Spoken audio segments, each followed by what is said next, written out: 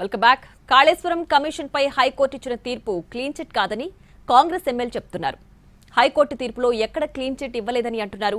PC Ghosh commission ఇచ్చిన దాన్ని తప్పు అని కూడా చెప్పలేదన్నారు.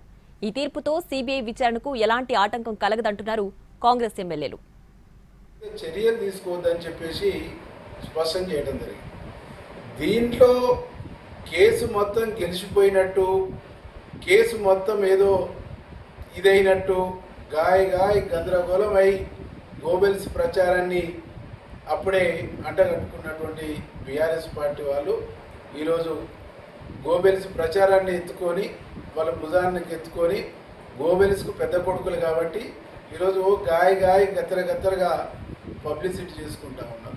రాష్ట్ర హైకోర్టు ఈరోజు ఇచ్చిన తీర్పులో పీసీ ఘోష్ గారి కమిషన్ వేసిన విధానాలు తప్పట్లే.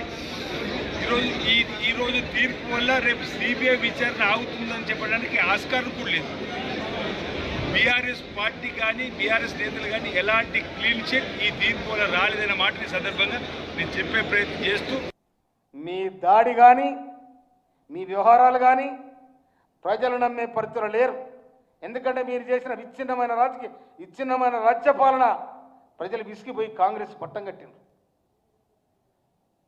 అందుకోసమనే ముఖ్యమంత్రి గారు రేవంత్ రెడ్డి గారి నాయకత్వంలో సాగుతున్న ప్రజాపాలన మళ్ళా కూడా రాజ్యాధికారానికి వచ్చేది కాంగ్రెస్ పార్టీ అని నేను నొక్కి చెప్తా ఉన్నాను. నేను